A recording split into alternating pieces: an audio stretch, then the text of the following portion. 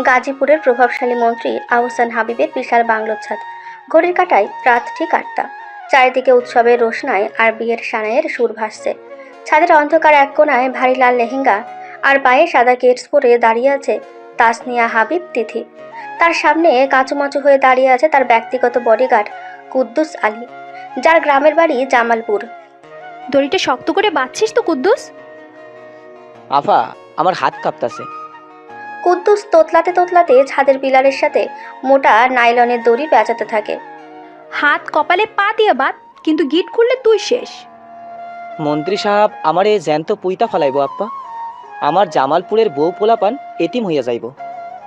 আর আমি কি তোকে বিরিয়ানি খাওয়াবো? তুই বাঁধবি নাকি আমি তোকে ছাদ থেকে ধাক্কা দিয়ে ফেলে দেব? তিথি চোখ টাঙিয়ে তাকায়। কুদ্দুস ভয়ে ঢোক গিলে দড়ির গিট চেক করতে থাকে। কিন্তু আফা, এই রাইতে আপনি কই যাইবেন? যেদিকে দু চোখ যায় চলে যাব। ওই দুর্নীতিবাজ এমপির গুন্ডামার্কার ছেলের সাথে আমি কিছুতে এঙ্গেজমেন্ট করব না। পোলা তো আপা দেখতে মাশাআল্লাহ ভালোই, সরকারি বড় চাকরিও করে। তুই চুপ করবি? সরকারি চাকরি করে তো কি হয়েছে? ওর মাথায় তো ঘিলু নেই, সব গোবর। আর আমার বয়স মাত্র 17, আমি এখন বিয়ে করব কেন? তিথি বিরক্ত হয়ে নিজের লেহেঙ্গার কুচি দুই হাতে একটু ওপরে তুলে ধরে। আফা, আপনার এই জামার ওজন তো মনে হয় 20 কেজি। ওইটা পইরা দড়ি দিয়া কেমনে নামবেন? ওজন 20 কেজি না, 25 কেজি। আর এটা আমি খুলতে পারবো না, কারণ এটার ভেতরে হাজার হাজার সেফটি পিন মারা আছে। তাইলে ক্যাডিস জুতা কেন আপা? নিচে তো সবাই আপনারে হাই হিল পরাইয়া খুঁজতাছে, আর আপনি নিজের এঙ্গেজমেন্টে রাইখা পালাইতাছেন। হাই হিল পরে কেউ দেয়াল টপকাতে পারে গাধা? তুই জলদি দড়িটা নিচে ফেল। কুদ্দুস কাঁপা কাঁপা হাতে দড়ির এক প্রান্ত ছাদের কার্নিশ দিয়ে নিচে ঝুলিয়ে দেয়। আফা, আমার বুকের ভেতর কেমন ধরসর করতেছে। আমি কি একটু পানি খামো? একদম না, তুই দড়িটা শক্ত করে ধরে থাকবি। আমি নিচে নেমে টান দিলে তবে ছাড়বি, বুঝতে পেরেছিস? জি আফা, কিন্তু আপনি নামার পর আমি কি করব? তুই সোজা নিচে গিয়ে সবাইকে বলবি আমি ওয়াশরুমে ঢুকে দরজা আটকে দিয়েছি। ব্যাস, বাকিটা আমি বুঝে নেব। তিথি লেহেঙ্গার ভারী কাপড় কোমরে গুজে নিয়ে ছাদের কার্নিশে উঠে বসে। নিচে ঘুরঘুরে অন্ধকার বাগান। আমি নামছি কুদ্দুস, দড়ি ছাড়িস না কিন্তু। আল্লাহর নাম লইয়া নামেন আফা, আপনি শক্ত কইরা ধরছি। তিথি দড়ি ধরে ধীরে ধীরে নিচের দিকে নামতে শুরু করে। লেহেঙ্গার ভারে তার হাত ছিলে যাওয়ার উপক্রম হয়। কুদ্দুস ছাদের ওপর থেকে প্রাণপণ শক্তিতে দড়ি ধরে রাখে, কিন্তু কয়েক সেকেন্ড পরেই তিথির হাতের গ্রিপ ফসকে গিয়ে যেতে শুরু করে। ওরে বাবা রে বাবা, এত ভার কেন এই ড্রেসটা? তিথি বিড়বিড় করে বলে। তার হাত থেকে দড়ি পিছলে যেতে থাকে। সে বুঝতে পারে আর কয়েক সেকেন্ডের মধ্যে সে সোজা নিচে গিয়ে পড়বে। এদিকে ছাদ থেকে নামার এই ধস্তাধস্তির মাঝেই সময় গড়িয়ে রাত 8:30 বেজে যায়। প্রাসাদের পেছনের অন্ধকার বাগানে তখন একদম শুনশান নীরবতা। বাগানের এক কোণায় মেন সিকিউরিটি প্যানেলের সামনে দাঁড়িয়ে আছে রায়ান আহমেদ রুদ্র। পরনে অত্যন্ত দামি কালো স্যুট, চোখে তীক্ষ্ণ দৃষ্টি। রুদ্র পেশায় স্পেশাল ইন্টেলিজেন্সের একজন তুখোড় অফিসার এবং আজকের গল্পের নায়ক। তবে আজ সে এক ধনকুবের ব্যবসায়ীর ছদ্মবেশে এই পার্টিতে এসেছে। তার লক্ষ্য মন্ত্রীর গোপন সিন্দুক থেকে একটি মাইক্রোচিপ উদ্ধার করা। কবির, তুই কি সিস্টেমের ফায়ারওয়াল বাইপাস করতে পেরেছিস? রুদ্র তার কানে থাকা ছোট ব্লুটুথ এয়ারপিসে ফিসফিস করে কথা বলে। অপর প্রান্তে আছে তার টেক এক্সপার্ট বন্ধু কবির। আর কতক্ষণ লাগবে তোর? এখানে সিকিউরিটি রাউন্ড দিচ্ছে। রুদ্র এক হাতে প্যানেলের তারগুলো জোড়া দিচ্ছে আর চারিদিকে সতর্ক নজর রাখছে। ঠিক আছে, তুই 2 মিনিটের মধ্যে মেন সার্ভার ডাউন করে দে, আমি ভেতরে ঢুকছি। রুদ্র কথা শেষ করে প্যানেলের শেষ তারটি কাটতে যাবে, ঠিক সেই মুহূর্তে ওপর থেকে একটা ভারী কিছু সোজা তার গায়ের ওপর এসে পড়ে। রুদ্র কিছু বুঝে ওঠার আগে ধপাস করে মাটিতে ছিটকে পড়ে। তার ওপর ভারী লেহেঙ্গা পরা তিথি এসে পড়েছে। মা গো মা, মরে গেলাম গো মা। তিথি ব্যথায় কুকতে কুকতে চিৎকার করে ওঠে। রুদ্র বিদ্যুৎ গতিতে ঘুরে তিথির গায়ের ওপর চেপে বসে এক হাত দিয়ে তার মুখ শক্ত করে চেপে ধরে। একদম চুপ, একটা আওয়াজ করে ঘাড় মটকে দেব। রুদ্র গলা বরফের মতন ঠান্ডা। তিথি ভয়ে বড় বড় চোখ করে রুদ্রের দিকে তাকিয়ে থাকে। অন্ধকারে দুজনের মুখ খুব কাছাকাছি। হুম। চুপ থাকতে বলছি না? তুই কে? এখানে কি করছিস? তিথি রুদ্রর হাত থেকে মুখ ছাড়ানোর জন্য ধস্তাধস্তি করতে থাকে। তার মনে হচ্ছে এই লোকটা নির্ঘাত কোনো কিডন্যাপার। হুম, ছাড় বলছি। তিথি রুদ্রর হাতে সজোরে কামড় বসিয়ে দেয়। রুদ্র ব্যথায় হালকা কুকিয়ে ওঠে, হাত সরিয়ে নেয়। শিট, তুই তো দেখছি আস্ত একটা জঙ্গলি বিড়াল। কামড়ালি কেন? আপনি আমার মুখ চিপে ধরেছিলেন কেন? কে আপনি? আমাকে কিডন্যাপ করতে এসেছেন তাই না? হুম হুম। তিথি ফিসফিস করে অত্যন্ত রাগী গলায় কথাগুলো বলে, সাথে নিজের ভারী লেহেঙ্গা সামলে ওঠার চেষ্টা করে। তোকে কিডন্যাপ করে আমার কি লাভ? আমাকে পাগল নাকি? তাহলে অন্ধকারে এখানে লুকিয়ে কি করছিলেন? চোর আপনি! আমি এক্ষুনি সিকিউরিটি ডাকছি। রুদ্র বুঝতে পারে এই মেয়ে পুরো মিশন বরবাদ করে দেবে। সে দ্রুত তিথির হাত চেপে ধরে তাকে দেওয়ালের সাথে ঠেসে ধরে। শোন পেচ্ছে, আমি চোর না।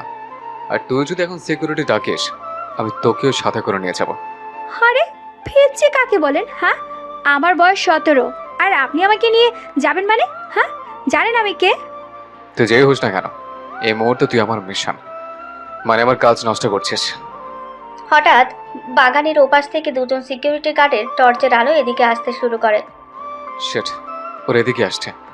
আসুক, আমি এক্ষুনি চিৎকার করে বলবো আপনি চোর। রুদ্র বুঝতে পারে বোঝানোর সময় নেই। সে এক ঝটকায় তিথিকে কোলে তুলে নেয় এবং অন্ধকার ঘেঁষে প্রাসাদের পেছনের ছোট্ট দরজা দিয়ে ভেতরে ঢুকে যায়। কি করছেন কি? নামান আমাকে, অসভ্য লোক। চুপ কর, বাঁচতে চাইলে মুখ বন্ধ রাখ।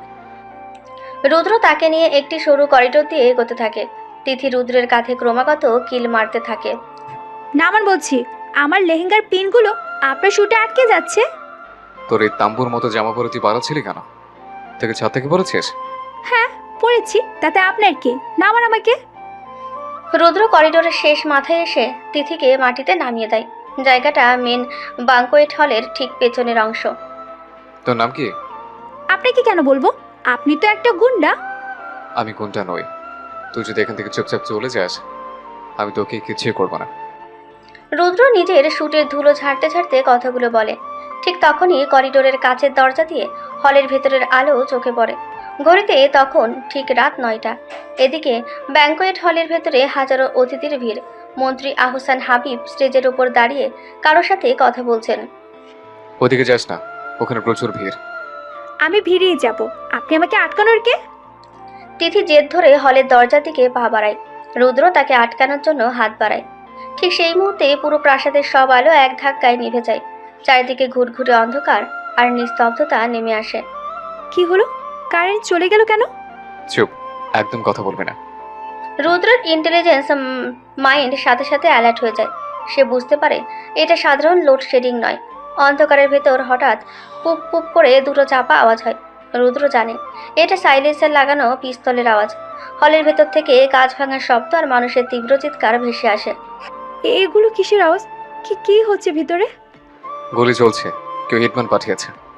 হিটম্যান? মানে কি? আমার বাবাকে কেউ মারতে এসেছে? তিথির গলা ভয়ে কেঁপে ওঠে। সে অন্ধকারে রুদ্র শার্টের হাতা শক্ত করে চেপে ধরে। তোর বাবা? তার মানে তুই মন্ত্রী আহসান হাবিবের মেয়ে? হ্যাঁ, আমার বাবা ভেতরে আছে। আমাকে আমার বাবার কাছে যেতে হবে।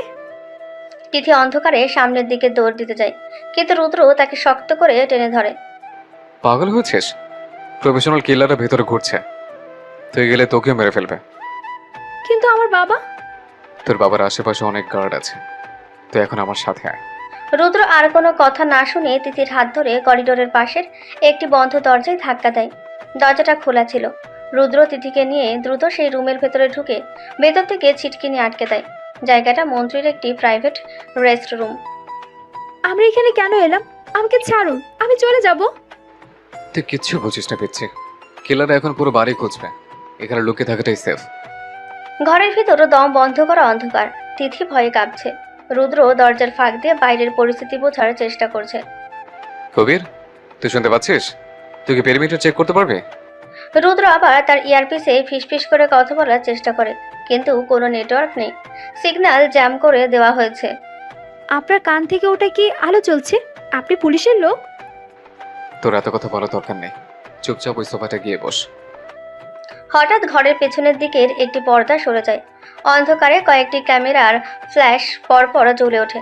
ফ্ল্যাশের তীব্র আলোয় রুদ্র আর তিথি চোখ পিটপিট করে তাকায়। সেখানে 3 জন সাংবাদিক ক্যামেরা হাতে দাঁড়িয়ে আছে। এক্সক্লুসিভ নিউজ পেয়ে গেছি। মন্ত্রীর মেয়ে এঙ্গেজমেন্টের রাতে এক অজানা যুবকের সাথে গোপন রুমে। এরা কারা? এরা এখানে কি করছে? তিথি অবাক হয়ে সাংবাদিকদের দিকে তাকায়। রুদ্র বুঝতে পারে সাংবাদিকরা মন্ত্রীর কোনো গোপন মিটিংয়ের খবর কভার করতে আগে থেকেই লুকিয়েছিল। ক্যামেরা বন্ধ করুন, যা ভাবছেন তা নয়। সব দেখেছি আমরা। মন্ত্রী সাহেবের মেয়ে পালানোর প্ল্যান করছিল। কালকের হেডলাইন এটাই হবে। রুদ্র দ্রুত এগিয়ে গিয়ে এক সাংবাদিকের ক্যামেরা কেড়ে নেওয়ার চেষ্টা করে, কিন্তু ঠিক তখনই দরজায় প্রচণ্ড জোরে ধাক্কা পড়ে। এক আঘাতে রেস্টরুমের দরজা ভেঙে যায়। মন্ত্রী আহসান হাবিব তার 10 জন সশস্ত্র গার্ড নিয়ে ঘরের ভেতরে প্রবেশ করেন। তিথি, তুই এখানে কি করছিস? মন্ত্রী রাগে ফুঁসছেন, তার চোখে মুখে চরম উত্তেজনা। গার্ডরা রুদ্রের দিকে বন্দুক তাক করে ঘিরে ধরে। বাবা, তুমি ঠিক আছো? বাইরে তো গুলি চলছিল। গুলি তো আমার লোকেরা থামিয়েছে, কিন্তু তুই এই অচেনা ছেলের সাথে এই অন্ধকার রুমে কি করছিস? সাংবাদিকরা আবার ফ্ল্যাশ জ্বালিয়ে ছবি তুলতে শুরু করে। মন্ত্রী গার্ডদের ইশারা করতেই তারা সাংবাদিকদের ক্যামেরা কেড়ে নেয়। এই ছেলে কে তিথি? তুই কি আমার সম্মান মাটিতে মেশানোর জন্য এর সাথে পালানোর প্ল্যান করছিলি? না বাবা, তুমি ভুল বুঝছো। আমি তো একে চিনিই না। মাননীয় মন্ত্রী, আপনার মেয়ে সত্যি বলছে। আমি জাস্ট ওকে বাঁচাতে এখানে নিয়ে এসেছিলাম। রুদ্র অত্যন্ত শান্ত গলায় পরিস্থিতি সামাল দেওয়ার চেষ্টা করে, কিন্তু মন্ত্রী তার কোনো কথাই শুনতে রাজি নন। চেনো না? তাহলে একসাথে এই রুমে কি করছিলে? বাইরে এত মিডিয়া, কাল যদি খবর ছড়ায় আমার মেয়ের নামে, আমার রাজনৈতিক ক্যারিয়ার শেষ হয়ে যাবে। বাবা প্লিজ বিশ্বাস করো, ও আমাকে হেল্প করেছিল শুধু। চুপ কর তুই। এমপির ছেলের সাথে আজ তোর আংটি বদল, আর তুই এই ছেলের সাথে ধরা পড়েছিস। মন্ত্রী আহসান হাবিব কিছুক্ষণ তীক্ষ্ণ চোখে রুদ্রের দিকে তাকিয়ে থাকেন। তার মাথায় একটি চতুর রাজনৈতিক চাল ঘুরতে থাকে। শোনো ছেলে, তুমি কে কি করো আমি জানতে চাই না। কালকের হেডলাইন যদি আসে আমার মেয়ে পালিয়েছে, তবে আমার মান ইজ্জত কিছুই থাকবে না। আমি আপনাকে কথা দিচ্ছি, এই খবর বাইরে যাবে না। আমি এখনই চলে যাচ্ছি। তুমি কোথাও যাচ্ছ না। তুমি যদি আমার মেয়ের প্রেমিক নাও হও, তবু আজ তোমাকে ওর প্রেমিক সাজতে হবে। কি বলছো এসব বাবা? তুমি কি পাগল হয়ে গেলে? তিনি আতঙ্কে চিৎকার করে ওঠে। রুদ্রের কপালেও চিন্তার ভাঁজ পড়ে। সে আন্ডার কভার মিশনে আছে। এখন এই ঝামেলায় জড়ালে সব শেষ হয়ে যাবে। পাগল আমি হইনি। মিডিয়া দেখেছে তোমরা একসাথে। এখন যদি বলি তোমরা বিয়ে করতে যাচ্ছিলে এবং আমি রাজি হয়েছি, তাহলেই কেবল সম্মান বাঁচবে। অসম্ভব। আমি আপনার মেয়েকে বিয়ে করতে পারবো না। আমার নিজের একটা জীবন আছে। রুদ্র কড়া গলায় প্রতিবাদ করে। মন্ত্রীর সাথে সাথে নিজের কোমর থেকে একটি রিভলভার বের করে রুদ্রের কপালে ঠেকান। তোমার জীবন এখন আমার হাতের মুঠোয়। হয় তুমি এই মুহূর্তে কাজে রেখে আবার মেয়েকে বিয়ে করবে, নয়তো আজ রাতে এনকাউন্টারে মারা পড়বে। বাবা প্লিজ, ওকে মেরো না। আর আমি ওকে বিয়ে করতে পারবো না। তোর কোনো কথা আমি শুনবো না তিথি। এই গার্ড, জলদি কাজীকে হলের ভেতর থেকে এখানে নিয়ে আয়। গার্ডরা দৌড়ে যায়। রুদ্র বুঝতে পারে এখন প্রতিবাদ করলে তার আসল পরিচয় ফাঁস হয়ে যাবে এবং মিশন পুরোপুরি ফেল করবে। আপনি আমাকে ব্ল্যাকমেল করছেন মন্ত্রী সাহেব। এর ফল কিন্তু ভালো হবে না। ফলের চিন্তা আমি পরে করব, আগে আমার সম্মান বাঁচুক। কয়েক মিনিটের মধ্যেই একজন কাজীকে ধরে আনা হয়। কাজীর হাত পা ভয়ে কাঁপছে। মন্ত্রী সাহেব, এইখানে বিয়া পড়ামু? হ্যাঁ, এখনই পড়াও, আর জলদি করো। রুদ্র আর তিথি পাশাপাশি দাঁড়ায়। দুজনের মুখে চরম অস্বস্তি আর বিরক্তি। তিথি বারবার রুদ্রের দিকে আর চোখে তাকাচ্ছে। আপনি কিছু একটা করুন না। আপনি না গুন্ডা, মারুন না ওদের। তিথি ফিসফিস করে রুদ্রকে বলে। রুদ্র দাঁতে দাঁত চেপে উত্তর দেয়। চুপচাপ কবুল বল পেচ্ছে, নইলে তোর বাবা আমার সাথে তোকে গুলি করে দেবে। আমি কবুল বলবো না, মরে গেলেও না। মা জননী, আপনি কি এই রায়হান আহমেদ রুদ্রের সাথে বিবাহে রাজি আছেন? বলো কবুল। তিথি চুপ করে থাকে। মন্ত্রী রিভলভারের সেফটি ক্যাচ খোলার একটা ক্লিক শব্দ করেন। কবুল। তিথি কাঁদো কাঁদো গলায় বলে ফেলে। রুদ্র চোখ বন্ধ করে একটা দীর্ঘশ্বাস ছাড়ে। বাবা রায়হান আহমেদ রুদ্র, আপনি কি রাজি আছেন? বলেন কবুল। কবুল। রুদ্র অত্যন্ত ঠান্ডা গলায় একবারে কবুল বলে দেয়।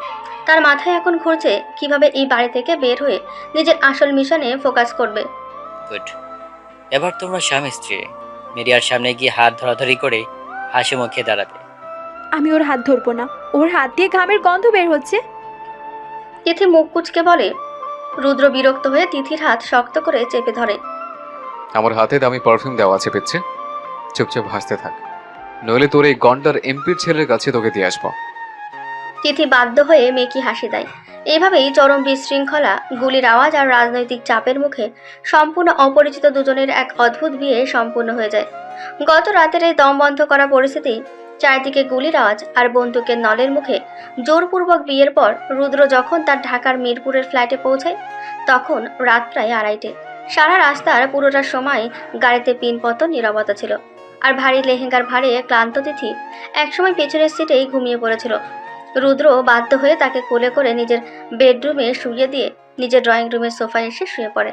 তার মাথায় তখনও ঘুরপাক খাচ্ছিল হাতছাড়া হয়ে যাওয়া সেই মাইক্রোচিপের চিন্তা। সকাল 7টা বাজে। জানালার পর্দা ভেদ করে ভোরের আলো সোজা রুদ্রের মুখে পড়তে সে কিছুটা নড়ে চড়ে ওঠে। কিন্তু তার ঘুম ভাঙে রোদের কারণে নয়, বরং বেডরুম থেকে ভেসে আসা এক তীব্র চিৎকারে।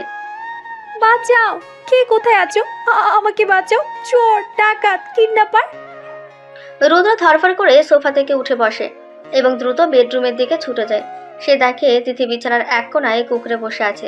তার পরনে লাল বেনারসি শাড়ি আর হাতে আত্মরক্ষার জন্য একটা নরম বালিশ। কি হয়েছে? সকালবেলা এভাবে চিল্লাচ্ছিস কেন? আপনি কে? আপনি এখানে কিভাবে এলেন? আর আমার গায়ে এই বৃষ্টি লাল শাড়িটা কে পরালো?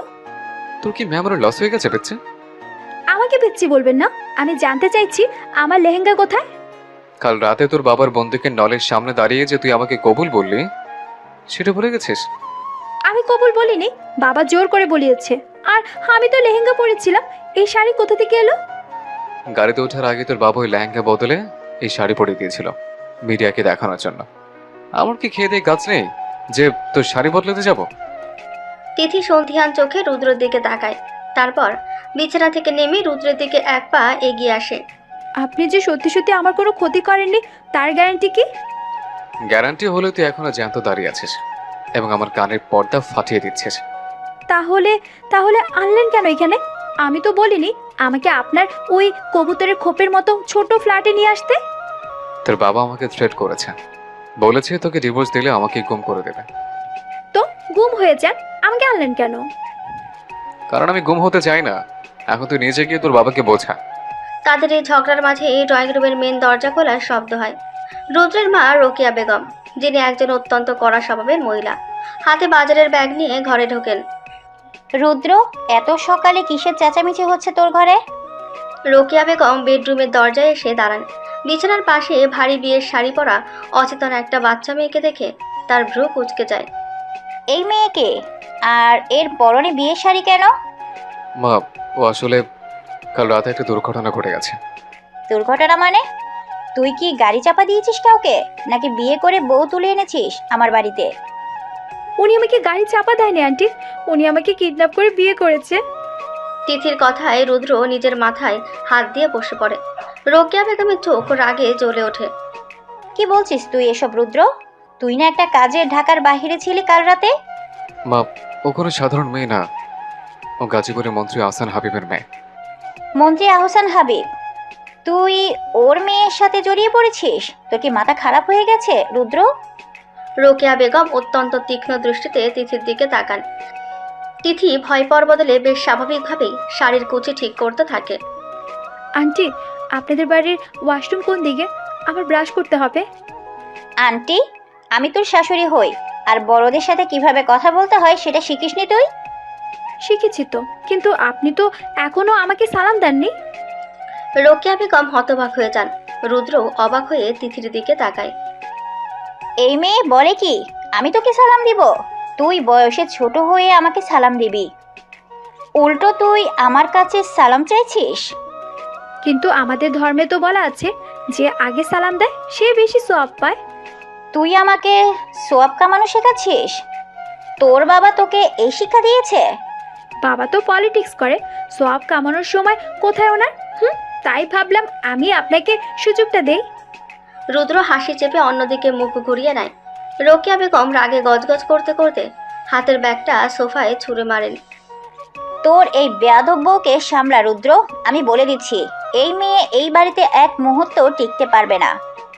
মা প্লিজ একটু শান্ত হও, আমি আজ একটা ব্যবস্থা করছি। কিসের ব্যবস্থা করবি? বিয়ে যখন করেছিস তখন বউয়ের মতো থাকতে বল।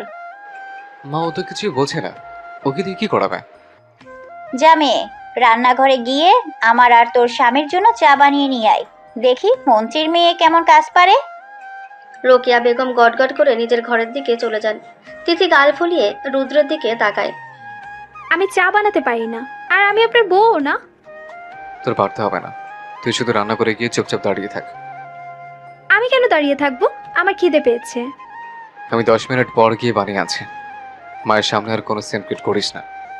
রুদ্র ওয়াশরুমের দিকে পা বাড়ায়। তিথি মুখ বাঁকিয়ে রান্নাঘরের দিকে হাঁটা দেয়।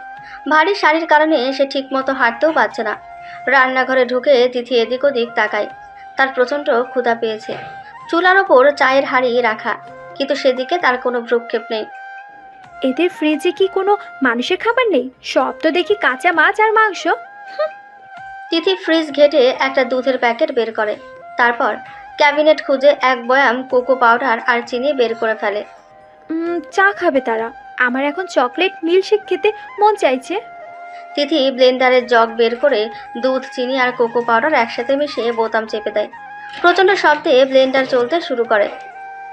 অন্যদিকে রুদ্র ওয়াশরুম থেকে বের হয়ে নিজের ঘরে আসে। তার ফোনটা তখন ভাইব্রেট করছিল। স্ক্রিনে তার কলিগ কবিরের নাম ভাসছে। হ্যালো কবির, বল। দোস্ত, কাল রাতে মিশন তো পুরো ফেল, কিন্তু তুই এখান থেকে পালালি কিভাবে? আমি পালাইনি, আমি ফেসে গেছি। ফেসে গেছিস মানে কি? কেউ কি তোকে চিনে ফেলেছে? কেউ চেনে নেই, কিন্তু আমাকে মন্ত্রীর মেয়েকে বিয়ে করে বাড়ি ফিরতে হয়েছে। কি বলছিস তুই? পাগল হয়ে গেলি নাকি? স্পেশাল ইন্টেলিজেন্সের অফিসার হয়ে মিশনে গিয়ে মিশন সাকসেস না করে তুই টার্গেটের মেয়েকে বিয়ে করে ফেলেছিস? আস্তে কথা বল, আমি ইচ্ছে করে করিনি। মন্ত্রী মিডিয়ার সামনে বন্দুক ঠেকিয়ে বিয়ে পড়িয়েছে। তাহলে এখন ওই মেয়ে কোথায়? তুই কি ওকে তোর ফ্ল্যাটে নিয়ে গেছিস? হ্যাঁ, আর কোথায় আনবো? মা তো সকাল থেকে আমাকে বকাচকা শুরু করেছে। মা তো বকবেই। তা মেয়েটা কেমন দেখতে? কি খুব সুন্দর? তুই চুপ করবি কবির? মেয়েটার বয়স মাত্র 17, দেখতে একদম বাচ্চাদের মতো, আর ওর বুদ্ধি শুদ্ধি বাচ্চাদের মতোই। যাই হোক, এখন ওকে নিয়ে কি করবি? হেডকোয়ার্টারে জানাজা হলে তো তোর চাকরি নিয়ে টানাটানি হবে। আমি ওকে 2-1 দিনের মধ্যে ওর বাবার কাছে পাঠিয়ে দেবো। তুই শুধু কাল রাতের সিসিটিভি ফুটেজগুলো জোগাড় কর। ঠিক আছে, আমি দেখছি। তুই সাবধানে থাকিস। রুদ্র ফোনটা পকেটে রেখে একটা দীর্ঘশ্বাস ছাড়ে। ড্রয়িং রুমের দিক থেকে সে কোনো শব্দ শুনতে পাচ্ছে না। সে ভেবেছিল মেয়েটা হয়তো রান্নাঘরে চুপচাপ দাঁড়িয়ে আছে। রুদ্র ড্রয়িং রুমে এসে যে দৃশ্য দেখে তাতে তার চোখ কপালে ওঠার উপক্রম হয়। তিথি ড্রয়িং রুমের সোফায় পা তুলে বসে আছে। তার কোলে একটা বিশাল কাচের গ্লাস, যার ভেতরে গাঢ় বাদামি রঙের চকলেট মিল্কশেক, আর টিভির স্ক্রিনে বিকট শব্দে টম অ্যান্ড জেরি কার্টুন চলছে। তুই এটা কি করছিস? দেখছেন না টম অ্যান্ড জেরিটাকে ধরবে? মা তোকে চা বানাতে বলেছিল না? আমি তো চা খাই না। তুই খাস না, কিন্তু মা তো খায়। তুই আইসক্রিম মার্কা জিনিস বানিয়ে কার্টুন দেখছিস কেন? প্রথমত এটা আইসক্রিম না, এটা চকলেট মিল্কশেক। আর দ্বিতীয়ত আমি কখনো চা বানাইনি। আর তৃতীয়ত আমার ক্ষুধা পেয়েছিল। তোর ক্ষুধা পেয়েছে বলে তুই একা একা বানিয়ে খাবি? মা ভেতরে বসে তোর চায়ের জন্য অপেক্ষা করছে। ঠিক তখনই রোকেয়া বেগম ড্রয়িং রুমে ঢোকেন। তিনি তিথির হাতে গ্লাস আর সোফায় পা তুলে বসার ভঙ্গি দেখে রীতিমতন থমকে যান। চা কোথায়? আর তুই আমার সোফায় পা তুলে বসে ওই নোংরা গ্লাসে কি খাচ্ছিস? এটা নোংরা না শাশুড়ি মা, আমি গ্লাসটা ভালো করে ধুয়ে নিয়েছি। রুদ্র, আমি কি প্রেশারের ওষুধ খাবো নাকি এই মেয়ের গলা টিপে ধরবো? মা তুমি প্লিজ রুমে যাও, আমি তোমার জন্য চা বানিয়ে আছি। ওর মাথা ঠিক নেই। ওর মাথা ঠিক নেই মানে কি? তুই ওকে আমার বাড়ি থেকে বের কর। আমি ব্যবস্থা করছি মা, তুমি একটু শান্ত হও। রুদ্র মাকে কোনো মতে বুঝিয়ে তার রুমে পাঠিয়ে দেয়। তারপর ফিরে এসে তিথির সামনে সেন্টার টেবিলের ওপর ঝুঁকে দাঁড়ায়। শোন পিচ্ছে, তুই কি ইচ্ছে করে আমাকে বিপদে ফেলার চেষ্টা করছিস? হ্যাঁ, আমি কি করলাম? আমি তো শুধু আমার খাবার খাচ্ছিলাম। তুই আমার মায়ের সামনে বেয়াদবি করছিস। উনি এমনিতে হাই প্রেশারের পেশেন্ট। আপনার মা তো এসে আমার সাথে খারাপ ব্যবহার শুরু করেছেন। আমি তো ওনাকে কিচ্ছু বলিনি। তুই একটা কথা মাথায় রাখ, এই বিয়েটা একটা চুক্তি ছাড়া আর কিছুই না। আমি তো আর আপনাকে ভালোবেসে বিয়ে করিনি। পরিস্থিতি ঠান্ডা হলে আমি তোকে তোর বাবার কাছে দিয়ে আসবো। আমি আর ওই বাড়িতে ফিরে যাব না। ওই লোকটা আমার আসল বাবা না। রুদ্র চমকে ওঠে। তিথির গলার স্বর হঠাৎ করে একদম পাল্টে গেছে। সেই বাচ্চা স্বভাবের কোনো লেশ নেই তার কথায়। তার মানে মন্ত্রী আহসান হাবিব তোর বাবা না? না, উনি আমাকে দত্তক নিয়েছিলেন। কাল রাতে যে গুলি চলছিল ওটা ওনাকে মারার জন্য নয়? না, ওটা আমাকে মারার জন্য এসেছিল। রুদ্র গভীরভাবে তিথির চোখের দিকে তাকায়। সে বুঝতে চেষ্টা করছে মেয়েটা সত্যি বলছে কিনা। তোকে মারতে কেন আসবে কেউ? তোর মতো একটা পিচ্চি মেয়ের সাথে কার কি শত্রুতা থাকতে পারে? সেটা আমি আপনাকে কেন বলবো? আপনি তো একটা সাধারণ পুলিশ অফিসার। আমি পুলিশ অফিসার না। আমি জানি আপনি কি। আপনি কি আমাকে বাঁচাতে পারবেন? তুই আমার পেশা সম্পর্কে কিভাবে জানলি? আমি তো তোকে বলিনি। রুদ্রর বেশি শক্ত হয়ে ওঠে। সে দ্রুত তিথির দিকে একটু এগিয়ে বসে। তার চোখে এখন সন্দেহের ছায়া। কাল রাতে যখন আপনার পকেটে আমার হাত লেগেছিল তখন আমি আপনার আইডির ব্যাজটা ছুঁয়েছিলাম। ব্যাজ ছুঁয়ে দিয়ে বুঝে গেলে আমি কে? ওই ধরনের মেটাল ব্যাজ শুধু স্পেশাল ইন্টেলিজেন্স ফোর্সের লোকেরাই ব্যবহার করে। তুই তো দেখছি বাইরে থেকে যতটা বোকা সাজিস আসলে ততটা বোকা নোস। বোকা হলে কি আর সেই মন্ত্রীর বাড়িতে 1 বছর বেঁচে থাকতে পারতাম? তিথি মিল্কশেকের গ্লাসটা টেবিলের ওপর রেখে রুদ্রের দিকে সরাসরি তাকায়। তার চোখে একটা বয়স্ক মানুষের মতন পরিপক্কতা। তোর আসলে পরিচয় কি তিথি? সেটা এখন আপনার জানা দরকার নেই। আর তোর বাবা যদি তোকে দত্তক নিয়ে থাকে তাহলে কাল রাতে মিডিয়ার সামনে এরকম নাটক কেন করলো? কারণ আমার নামে অনেক টাকা আছে। আমি মরে গেলে ওই টাকা উনি পাবেন না। কত টাকা? আপাতত সেটা না জানলেও চলবে। আপনি শুধু আমাকে একটা কথা বলুন। কি কথা? আপনি কি আমাকে প্রোটেকশন দিতে পারবেন? রুদ্র কিছুক্ষণ চুপ করে থাকে। সে বুঝতে পারে সে এক বিশাল গ্যাংয়ের মাঝে ফেসে গেছে। এই মেয়েটার মধ্যে কোনো গভীর রহস্য আছে। আমি কেন তোকে প্রোটেকশন দেবো? আমার নিজের কাজ আছে। কারণ আপনি এখন আমার লিগ্যাল হাজব্যান্ড। আমাকে রক্ষা করা আপনার দায়িত্ব। তিথির কথা শুনে রুদ্র একটা তাচ্ছিল্যের হাসি হাসে। কাল রাতের ওই বন্দুকের জোরের বিয়েকে আমি বিয়ে মানি না। মানতে তো আপনাকে হবেই অফিসার সাহেব। কি বলতে চাস তুই? কারণ আপনি যদি আমাকে তাড়িয়ে দেন আমি সোজা গিয়ে মিডিয়াকে বলবো যে আপনি একজন আন্ডার কভার অফিসার। তুই আমাকে ব্ল্যাকমেল করছিস? আপনি এটাকে ব্ল্যাকমেল বলতে পারেন, আবার মিউচুয়াল বেনিফিটও বলতে পারেন। তোর সাথে আমার কিসের বেনিফিট? আমি আপনাকে আপনার মিশনে সাহায্য করব আর আপনি আমাকে বাঁচিয়ে রাখবেন। রুদ্র অবাক হয়ে মেয়েটার দিকে তাকিয়ে থাকে।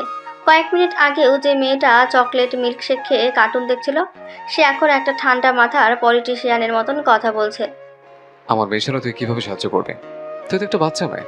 আমি বাচ্চা মেয়ে হতে পারি, কিন্তু ওই বাড়ির সিকিউরিটি সিস্টেম আমার নখদর্পণে। আর কি জানিস তুই?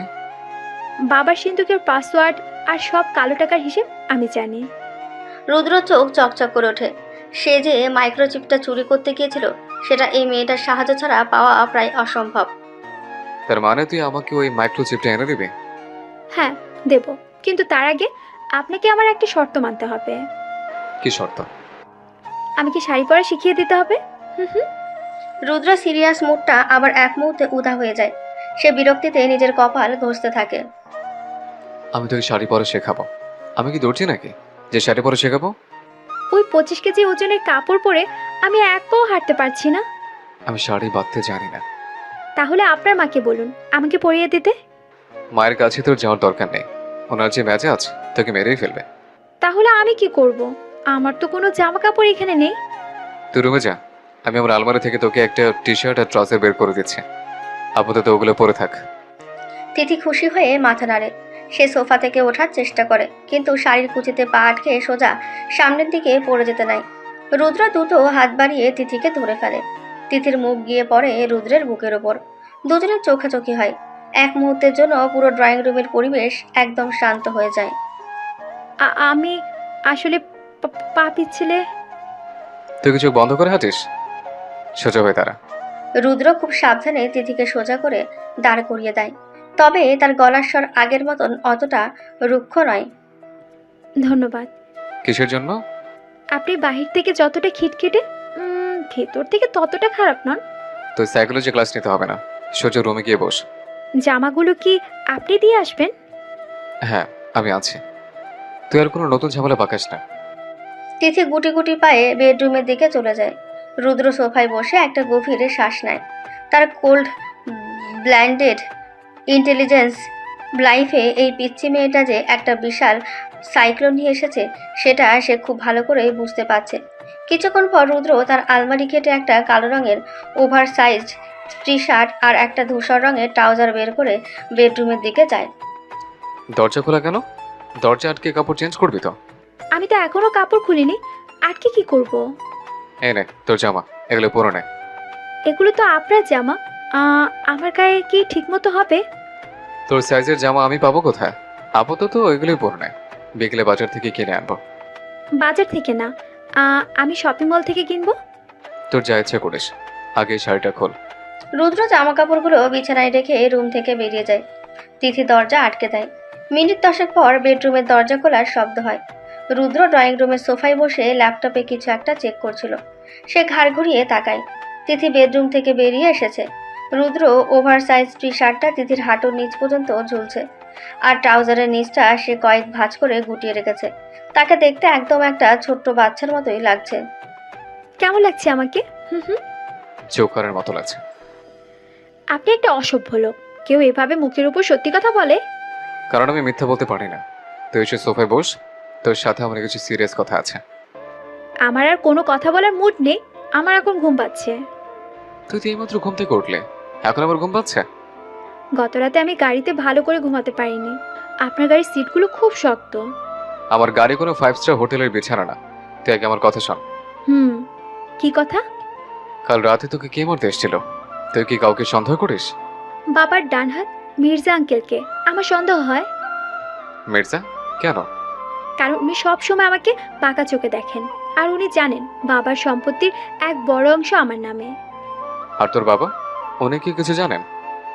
বাবা জানতেও পারে, আবার নাও জানতে পারে, তবে বাবা আমাকে মরতে দেবে না। তোর এই ট্রাস্ট ফান্ডের টাকা তুই কবে হাতে পাবি? আমার 18 বছর পূর্ণ হলে। তোর 18 বছর পূর্ণ কবে হবে? আগামী মাসে। রুদ্র ল্যাপটপের স্ক্রিন থেকে চোখ সরিয়ে তিথির দিকে তাকায়। তার মস্তিষ্কে একটা হিসেব মিলে যেতে শুরু করেছে। তার মানে আগামী মাসে তোর 18 বছর পূর্ণ হওয়ার আগেই কেউ তোকে রাস্তা থেকে সরিয়ে দিতে চাইছে। হ্যাঁ, ঠিক ধরেছেন। আর তুই সেই সুযোগে আমার ঘাড়ে চেপে বসেছিস। আমি চাপিনি, আপনি আমাকে জোর করে নিয়ে এসেছেন। আমি তো বাসা থেকে পালাতে চেয়েছিলাম, আপনি তো জোর করে ওই রুমে নিয়ে গেলেন, আর তারপরে তো এসব হলো। আমি জোর করিনি, তোর বাবা বন্দুক ঠেকিয়েছিল। যেটাই হোক, এখন আপনি আমার স্বামী, আমার দায়িত্ব আপনার। রুদ্র বিরক্তি নিয়ে ল্যাপটপ বন্ধ করে দেয়। এই মেয়েটার সাথে কথায় যেতে সম্ভব না। তুই এখন গিয়ে ঘুমা, আমি দুপুরে খাবার সময় ডাকবো। আপনার মা যদি আবার এসে বকা দেন? মা কিছু বলবে না, আমি কথা বলে নেব। ঠিক আছে, তবে আমাকে একটু দুপুরে বিরিয়ানি খাওয়াতে হবে। তুই কি বিরিয়ানি খাওয়ার জন্য এখানে এসছিস? আপনার বাড়িতে কি বিরিয়ানিও নেই? নেই, আমি নিজে রান্না করে খাওয়াবো। তুই এখন যা। তিথি মুখ বাঁকিয়ে বেডরুমের দিকে চলে যায়। রুদ্র সোফায় হেলান দিয়ে চোখ বন্ধ করে। তার সামনে এখন একটা জোড়া চ্যালেঞ্জ। একদিকে তার মিশন, অন্যদিকে এই অদ্ভুত রহস্যময় মেয়েটাকে বাঁচিয়ে রাখা। সকালের AI অদ্ভুত আর হাস্যকর পরিস্থিতির পর বেশ কয়েক ঘন্টা কেটে যায়। দুপুর ঠিক 1টা বাজে। রুদ্রর ফ্ল্যাটের এখন দুপুরের রোদের কড়া আলো এসে পড়ছে। রুদ্র ড্রয়িং রুমের সোফায় বসে নিজের ল্যাপটপে গভীর মনোযোগ দিয়ে কিছু কাজ করছে। ল্যাপটপের চার্জারটা মাল্টিপ্লাগের সাথে লাগানো। এমন সময় রান্নাঘর থেকে হাতের কাজ ছেড়ে রোকেয়া বেগম রুদ্রের বেডরুমের দিকে যান, মেয়েটাকে দুপুরের খাবার জন্য ডাকতে। কিন্তু দরজা অর্ধেক খোলাই ছিল, আর ভেতরের দৃশ্য দেখে তার চোখ কপালে ওঠে। হিয়া মাবুদ, এই মেয়ে, তুই এগুলো কি পরে আছিস? তিথি রুদ্রের বিশাল সাইজের কালো টি শার্ট আর গুটিয়ে রাখা ট্রাউজার পরে বিছানায় বসে পা তুলাচ্ছিল। রোকেয়া বেগমের চিৎকারে সে চমকে ওঠে। কেন শাশুড়ি মা, আমি তো জামা কাপড়ই পরে আছি। তোর নিজের কোনো শালীনতা নেই? তুই আমার ছেলের জামা পরে বসে আছিস। আমার তো কোনো জামা নেই এখানে, আর আপনার ছেলে তো আমাকে এগুলো পরতে দিল। আমার ছেলে তো একটা গাধা, কিন্তু তোর তো আক্কেল থাকা উচিত। একটা নতুন বউ এমন ছেলেদের মতো কাপড় পরে থাকে? নতুন বউরা তাহলে কি পরে শাশুড়ি মা? ওই 25 কেজি ওজনের শাড়ি? মুখে মুখে তর্ক করবি না একদম। এক্ষুনি আমার সাথে ড্রয়িং রুমে আয়। রোকেয়া বেগম নিজের আলমারি থেকে একটা হালকা সুতির শাড়ি বের করে তিথির হাতে ধরিয়ে দেন এবং তাকে প্রায় টেনে ড্রয়িং রুমে নিয়ে আসেন। রুদ্র, তুই ল্যাপটপ বন্ধ কর, তোর এই বেয়াদব বউকে আমি এখনই শাড়ি পরা শেখাবো। মা, আমি একটা জরুরি কাজ করছি, তোমার অন্য রুমে গিয়ে শেখো না। আমার রুমে এসি নেই, গরমে আমি সেদ্ধ হতে পারবো না। তুই তোর কাজ কর, আমরা তো আর তোকে ডিস্টার্ব করছি না। রুদ্র একটা দীর্ঘশ্বাস ফেলে আবার ল্যাপটপের স্ক্রিনে মনোযোগ দেয়। তার কানে ইয়ারফোন, স্ক্রিনে কিছু এনক্রিপ্টেড ডেটা। নে ধর এই শাড়ির আঁচল, আগে কুচি করা শেখ। শাশুড়ি মা, এই শাড়িটা তো অনেক লম্বা, আমি এটা পরে হাঁটবো কিভাবে? সব মেয়েরাই শাড়ি পরে হাঁটে, তুই কি আকাশ থেকে পড়েছিস? কিন্তু আমি তো জিন্স আর ফতুয়া পরতেই বেশি পছন্দ করি।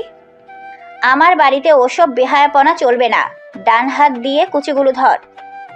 তিথি অত্যন্ত বিরক্তি নিয়ে শাড়ির কুচিগুলো ধরার চেষ্টা করে, কিন্তু সুতির কাপড় বারবার তার হাত থেকে ফসকে যাচ্ছে। উফ, এগুলো তো একসাথে থাকছে না। তোর মনোযোগ তো কাজের দিকে নেই, তুই তো শুধু বক বক করছিস। আপনি আমাকে বকা দিচ্ছেন কেন? আমি তো চেষ্টা করছি। তোর চেষ্টা দিয়ে আমার চুলা জ্বলবে না, শাড়িটা কোমরে গুজে সোজা হয়ে দাঁড়া। তিথি শাড়ির সামনের অংশটা কোনো মতে কোমরে গুজে পেছনের দিকে এক পা পিছাতে যায়। ঠিক তখনই তিথির পা সোজা গিয়ে পড়ে রুদ্রের ল্যাপটপের চার্জারের তারের ওপর। তারে টান পড়তে সেন্টার টেবিল থেকে ল্যাপটপটা সোজা মেঝেতে আছড়ে পড়ে। বিকট একটা শব্দ হয়। রুদ্র ল্যাপটপের স্ক্রিন সাথে সাথেই কালো হয়ে যায়। পুরো ড্রয়িং রুমের পিনপত নীরবতা নেমে আসে। আল্লাহ গো, এই মেয়ে তো দেখছি সাক্ষাৎ একটা আপদ। রুদ্র চোয়ালের পেশি শক্ত হয়ে যায়। সে ধীরে ধীরে সোফা থেকে উঠে দাঁড়ায় এবং মেঝেতে পড়ে থাকা ল্যাপটপের দিকে তাকায়। তুই এটা কি করলে? আমি তো ইচ্ছে করে করিনি, আমার পা আটকে গিয়েছিল। তোর কি চোখ নেই? তুই দেখতে পাস না নিচে তার পড়ে আছে? আমি তো শাড়ির দিকে তাকিয়েছিলাম। তোর একটা ভুলের জন্য আমার কত বড় ক্ষতি হয়ে গেল তুই জানিস? রুদ্রের গলার আওয়াজ এতটা গম্ভীর আর ভয়ঙ্কর ছিল যে তিথি কয়েক পা পিছিয়ে যায়। তার চোখ দুটো পানিতে ছলছল করে ওঠে। আমি সত্যি খেয়াল করিনি। আপনি আমাকে এভাবে বকছেন কেন? কারণ তুই একটা আস্ত স্টুপিড, তোর কোনো কমন সেন্স নেই। রুদ্র, তুই ওকে এভাবে বকছিস কেন? ও তো শাড়ি পরতে গিয়ে পা পিছলে। মা, তুমি চুপ করো, ওর জন্য আমার ইম্পর্টেন্ট কাজটা নষ্ট হয়ে গেল। তিথি মাথা নিচু করে দাঁড়িয়ে থাকে, তার ঠোঁট কাঁপছে। রুদ্র রাগে ফুঁসতে ফুঁসতে তিথির দিকে এক পা এগোতেই সে থেমে যায়। তিথি ধীরে ধীরে মুখ তুলে রুদ্রের দিকে তাকায়। মেয়েটার চোখে জল টলমল করছে, কিন্তু রুদ্রের চোখ আটকে যায় অন্য একটা জায়গায়। তিথির চোখের দৃষ্টিতে শুধু ল্যাপটপ ভাঙার অপরাধ বোধ নেই, সেখানে একটা গভীর আদিম আতঙ্ক লুকিয়ে আছে। যেন রুদ্রের এই সামান্য ধমকেই মেয়েটার ভেতরের কোনো পুরনো ট্রমা জেগে উঠেছে। আমাকে আমাকে মারবেন না প্লিজ। তিথি অত্যন্ত অস্পষ্ট স্বরে প্রায় ফিসফিস করে কথাটি বলে। কথাটা শুনে রুদ্রের বুকটা ধক করে ওঠে। কি বলছিস তুই? আমি তোকে মারবো কেন? বাবা মানে উনি কোনো কিছু নষ্ট হলে আমাকে বেল্ট দিয়ে। তিথি কথাটা শেষ না করেই আবার মাথা নিচু করে ফেলে। তার হাত দুটো থরথর করে কাঁপছে। রুদ্রের ভেতরে সব রাগ মুহূর্তের মধ্যে জল হয়ে যায়। সে বুঝতে পারে এই মেয়েটা শুধু বোকা সাজার অভিনয় করে এসেছে। তার এই 19 বছরের জীবনে এমন কিছু অন্ধকার আছে যা সাধারণ মানুষের কল্পনার বাইরে। আমি তোকে মারবো না তিথি, আমি ওরকম মানুষ নই। সত্যি? হ্যাঁ সত্যি, তুই ভয় পাস না। রুদ্রের গলার স্বর এখন একদম শান্ত। সে নিচু হয়ে মেঝে থেকে ল্যাপটপটা তুলে নেয়। মেয়েটা এত ভয় পাচ্ছে কেন রুদ্র? আমি তোকে কিছুই বলিনি। মা, তুমি কি শাড়ি পরাটা পরে শিখিও, ওকে এখন একটু একা থাকতে দাও। আমি কি রান্নাঘরে গিয়ে বসবো? না, তুই বেডরুমে গিয়ে রেস্ট নে, আমি ল্যাপটপটা ঠিক করার ব্যবস্থা করছি। তিথি কোনো কথা না বলে শাড়িটা কোনো মতে সামলে ধরে ধীর পায়ে বেডরুমের দিকে চলে যায়। রুদ্র তার যাওয়ার পথের দিকে তাকিয়ে থাকে। এই প্রথমবার সে মেয়েটার জন্য নিজের ভেতরে একটা অদ্ভুত টান অনুভব করে। দুপুর গড়িয়ে বিকেল হয়ে আসে। ঘড়ির কাঁটায় তখন ঠিক 5টা বাজে। দুপুরের খাওয়া শেষ করে সবাই যার যার রুমে বিশ্রাম নিচ্ছে। রুদ্রের এই সাধারণ ফ্ল্যাটের নিচে একটা গোপন বেসমেন্ট আছে। বাইরে থেকে দেখলে মনে হবে এটা কোনো স্টোর রুম। এই বেসমেন্টের ভেতরেই রুদ্রের ব্যক্তিগত ইন্টেলিজেন্স ল্যাব। রুদ্র বেসমেন্টের একটা বড় মনিটরের সামনে বসে আছে। তার পাশে বসে আছে তার ইন্টেলিজেন্স টিমের টেক এক্সপার্ট বন্ধু কবির। দোস্ত, কাল রাতে সিসিটিভি ফুটেজগুলো আমি হ্যাক করে বের করেছি। প্লে কর, আমাকে মেইন গেটে ফুটেজটা দেখা। এই দেখ, রাত 8:20 মেন গেটে মন্ত্রীর ডান হাত মির্জা দাঁড়িয়ে আছে। মির্জা ওখানে কি করছিল? ওর তো বাঙ্কুয়েট হলে থাকার কথা। ওটাই তো সন্দেহ। দেখ, মির্জার পকেট থেকে একটা চাবি বের করে গার্ডকে দিচ্ছে। এর তো পেছনে বাগানে ছোট গেটের চাবি। ঠিক বলেছিস। আর তার ঠিক 10 মিনিট পরেই ওই গেট দিয়ে হিটম্যানগুলো ভিতরে ঢুকেছে। তার মানে মির্জা ওদের ভিতরে ঢোকার রাস্তা করে দিয়েছে। কিন্তু মির্জা মন্ত্রীকে মারতে যাবে কেন? ও তো মন্ত্রীর সবচেয়ে কাছের লোক। ওরা মন্ত্রীকে মারতে আসেনি কবির, ওরা এসেছিল তিথিকে মারতে। তিথিকে? ওই পিচি মেয়েকে মেরে কার কি লাভ? লাভ আছে। তিথির নামে 1000 কোটি টাকার একটা ট্রাস্ট ফান্ড আছে। ও মরলে ওই টাকাটা মির্জা বা অন্য কেউ হাতিয়ে নিতে পারবে। ভাই, তুই তো একটা আস্ত বারোদের স্তবে বসে আছিস। এই মেয়েকে নিয়ে তুই বাঁচবি কিভাবে? বাঁচতে আমাকে হবে, আমাকে আগে মাইক্রোচিপটা উদ্ধার করতে হবে। ঠিক সেই মুহূর্তে বেসমেন্টের ভারী লোহার দরজার বাইরে একটা খসখস শব্দ হয়। বাইরে কেউ আছে মনে হচ্ছে। মা তো এই সময় ঘুমায়, কে আসতে পারে? রুদ্র ইশারা করে কবিরকে চুপ করতে বলে।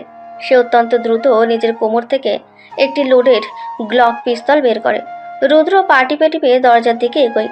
তার চোখ মুখ একদম শক্ত। বেসমেন্টের বাইরে কেউ কিছু একটা খুঁজছে। দরজা খুলে আমি যদি শুট করতে বলি, তুই কভার ফায়ার দিবি? রেডি আছি। রুদ্র বাঁ হাত দিয়ে দরজার নবটা শক্ত করে ধরে এবং এক ঝটকায় দরজাটা খুলে ফেলে।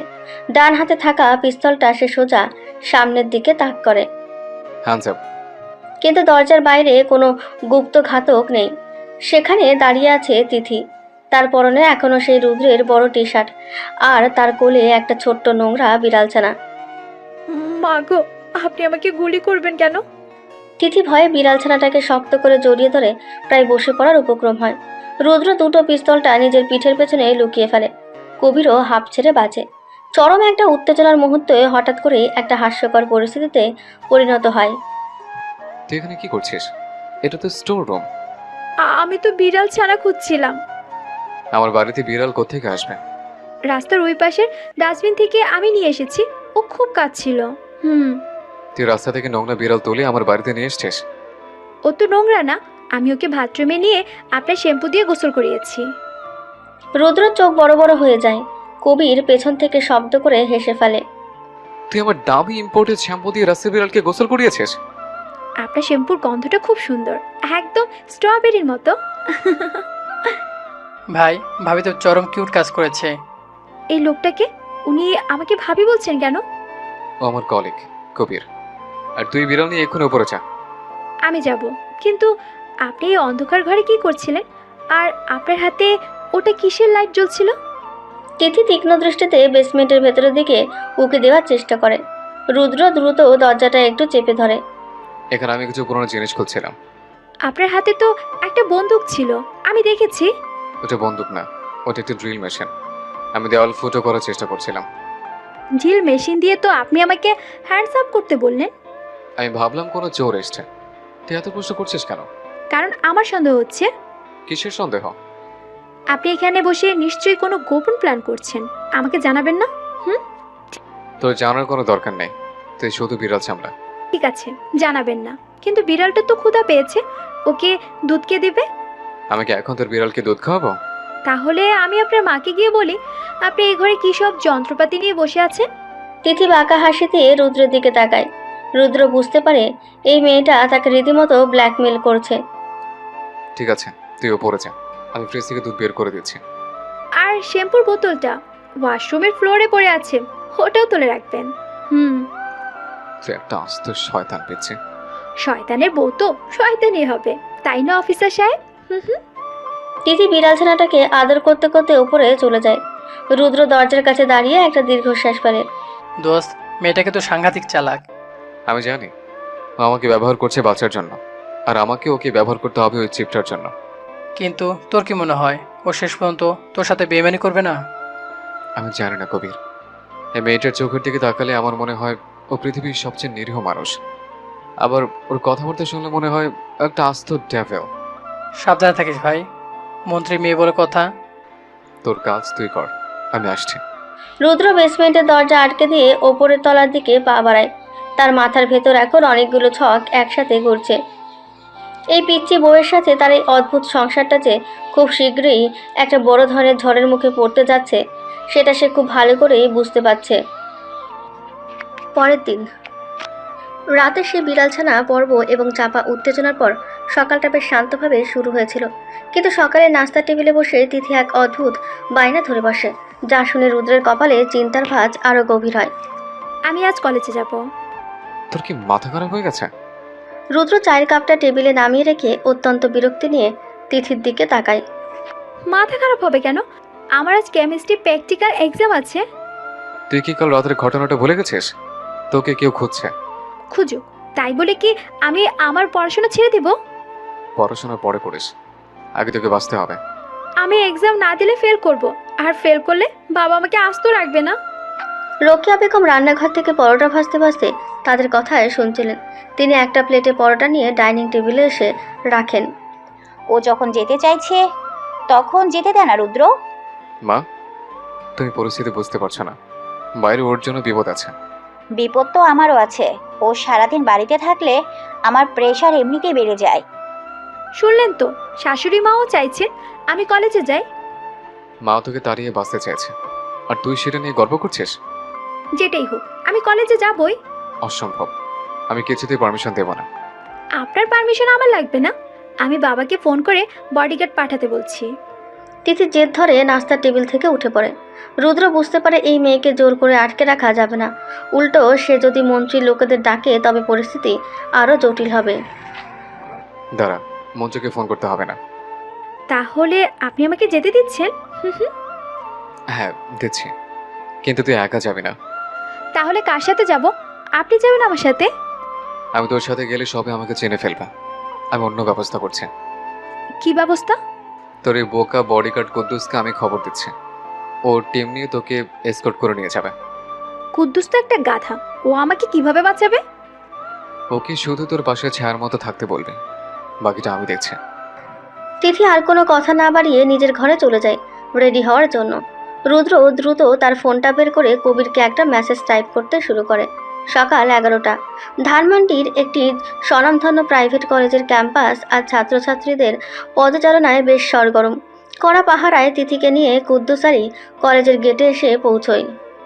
আফা, আমার কিন্তু খুব ডর করতেছে। তোর আবার কিসের ডর?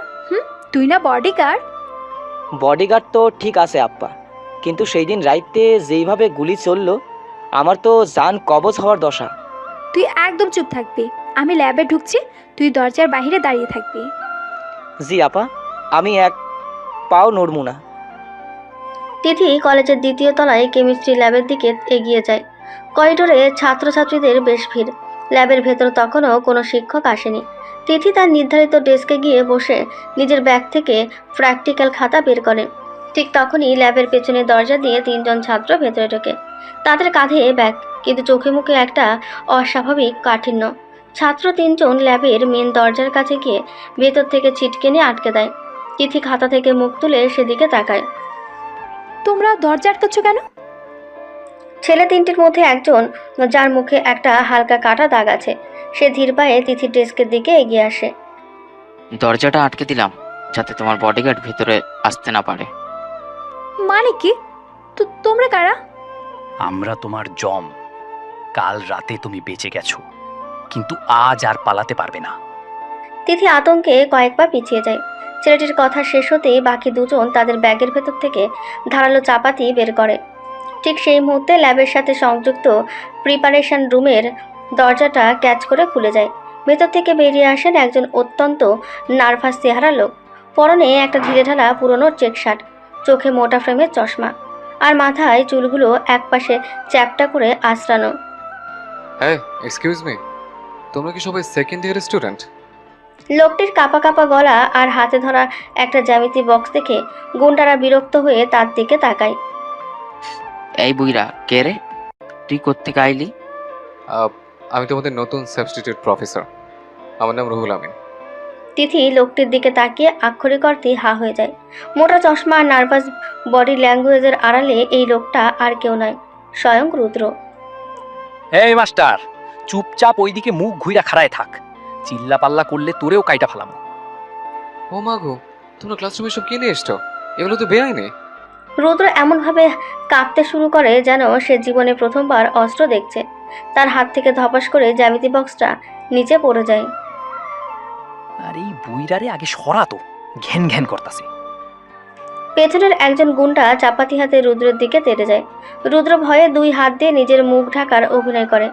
গুন্ডাটা রুদ্রের কলার ধরতে যাবে, ঠিক তখনই রুদ্রের পা যেন ভুলবশত ল্যাবের একটা টুলের সাথে আটকে যায়। সে সোজা গুন্ডাটার গায়ের ওপর গিয়ে পড়ে। পড়া ঠিক আগ মুহূর্তে রুদ্র অত্যন্ত সুকৌশলে জ্যামিতি বক্স থেকে ছিটকে পড়া তীক্ষ্ণ কাটা কম্পাসটা তুলে নেয়। কেউ কিছু বুঝে ওঠার আগে রুদ্র কাটা কম্পাসটা গুন্ডাটার ডান হাতের কবজির একটা নির্দিষ্ট স্নায়ুতে সজোরে গেঁথে দেয়। আমার হাত। স্নায়ুতে আঘাত লাগায় গুন্ডাটার হাত সাথে সাথেই অবশ হয়ে যায় এবং চাপাতিটা মেঝেতে পড়ে ঝনঝন শব্দ করে। ওরে বাবারে, আমি তো পড়ে যাচ্ছিলাম। তোর হাতে কি কিছু ফুটেছে বাবা? রুদ্র অত্যন্ত নার্ভাসভাবে উঠে দাঁড়ায়, যেন সে কিছুই জানে না। তিথি মুগ্ধ হয়ে এই অ্যাকশন দেখছে। হারামজাদা মাস্টার, তুই ওর হাতে কি মারছিস? কাটা দাগওয়ালা ছেলেটা এবার ক্ষিপ্ত হয়ে রুদ্রের দিকে দৌড়ে আসে। আমি তো কিছু করিনি, আমি তো শুধু ডাস্টারটা করছিলাম। রুদ্র পেছনের ব্ল্যাকবোর্ডের নিচ থেকে চক পাউডার ভর্তি একটা বিশাল ডাস্টার হাতে তুলে নেয়। ছেলেটা যখনই রুদ্রের বুকের কাছে সে চাপাতি চালাতে যাবে, রুদ্র ভয়ে ডাস্টারটা সোজা ছেলেটার চোখের ওপর আছড়ে মারে। উফ, আমার চোখ, আমি কিছু দেখতে পারতাছি না। ছেলেটা চোখ চেপে ধরে ব্যথায় চিৎকার করতে থাকে। ঘন চক পাউডারে তার চোখ জ্বলে যাচ্ছে। তৃতীয় গুণাটা বুঝতে পারে এই শিক্ষক সাধারণ কেউ নয়। সে এবার চাপাতি বাদ দিয়ে নিজের প্যান্টের পকেট থেকে একটা ছোট্ট পিস্তল বের করে রুদ্রের দিকে তাক করে। মাস্টার, এবার তুই শেষ। বন্দুক? আমাকে মেরো না বাবা, আমি তো শুধু কেমিক্যাল টেস্ট করছিলাম। রুদ্রের চোখ চশমার আড়ালে তীক্ষ্ণ হয়ে ওঠে, কিন্তু তার বডি ল্যাঙ্গুয়েজ তখনও একজন ভীতু শিক্ষকের মতোই। রুদ্র ভয়ে পেঁচাতে পেঁচাতে ল্যাবের টেবিলের ওপর রাখা একটা কাচের বিকার হাতে তুলে নেয়। বিকারে ছিল কনসেন্ট্রেট সালফিউরিক অ্যাসিড H2SO4। গুন্ডাটা পিস্তলের ট্রিগার চাপতে যাবে, ঠিক সেই মুহূর্তে রুদ্র ভয়ে কাঁপতে কাঁপতে বিকারের অ্যাসিডটুকু সোজা গুন্ডাটার পিস্তল ধরা হাতের উপরে ছুঁড়ে মারে। জ্বলা গেল, আমার হাত জ্বলে গেল। অ্যাসিডের তীব্রতায় গুন্ডাটার চামড়া পুড়তে শুরু করে এবং যন্ত্রণায় সে পিস্তলটা ফ্লোরে ফেলে দেয়। অ্যাসিড ফ্লোরে পড়তে সেখান থেকে একটা ধোঁয়ার সৃষ্টি হয়। হ্যাঁ হ্যাঁ, অ্যাসিড পড়ে গেল। তোমরা সব কি করছো ক্লাসরুমে? রুদ্র দ্রুত নিজের চশমাটা ঠিক করে নেয়। মাত্র 1 মিনিটের মধ্যেই 3 জন প্রফেশনাল হিটম্যান মেঝেতে পড়ে কাতরাচ্ছে। তিথি বাকরুদ্ধ হয়ে দাঁড়িয়ে আছে। সে বুঝতে পারছে না যে একটা মানুষ কিভাবে একজন বোকা শিক্ষকের অভিনয় করতে করতে এত নিখুঁত অ্যাকশন করতে পারে। হ্যাঁ মেয়ে, তুমি দাঁড়িয়ে আছো কেন? বাইরে গিয়ে সিকিউরিটি রাখো। হ্যাঁ, আমি ডাকছি। তৃথি দ্রুত দরজার সিটকিনি খুলে বাইরে যায়। কুদ্দুস আর কলেজের গার্ডরা তখন করিডোরে দৌড়াদৌড়ি শুরু করেছে। দুপুরের এই ভয়ানক ঘটনার পর স্থানীয় পুলিশ আসার আগে রুদ্র সবার অলক্ষ্যে তার ছদ্মবেশ খুলে সেখান থেকে বেরিয়ে আসে। পরবর্তীতে কুদ্দুসের মাধ্যমে তিথিকে করা নিরাপত্তায় মিরপুরের ফ্ল্যাটে ফিরিয়ে আনা হয়। এরপর সারাটা বিকেল আর সন্ধ্যা তিথি নিজের ঘরের ভেতর গুম হয়ে বসে থাকে। সে বুঝতে পেরেছে মৃত্যু তার খুব কাছাকাছি ঘুরছে।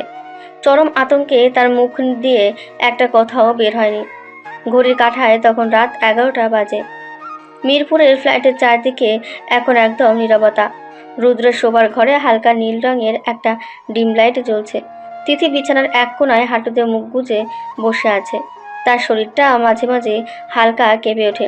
তিথি তখন ঘরের দরজা ঠেলে রুদ্রর ভেতরে ঢোকে। তার হাতে 1 গ্লাস পানি। সে তার গম্ভীর চেহারাটা নিয়ে ধীরে ধীরে তিথির বিছানার পাশে এসে বসে। পানি খাবি একটু? না। সকাল থেকে তো কিছুই খাসনি, শরীর তো দুর্বল হয়ে যাবে। আমার কিছু খেতে ইচ্ছে করছে না। তিথির গলার স্বর ভাঙা ভাঙা। রুদ্র পানির গ্লাসটা সাইড টেবিলের ওপর রেখে দেয়।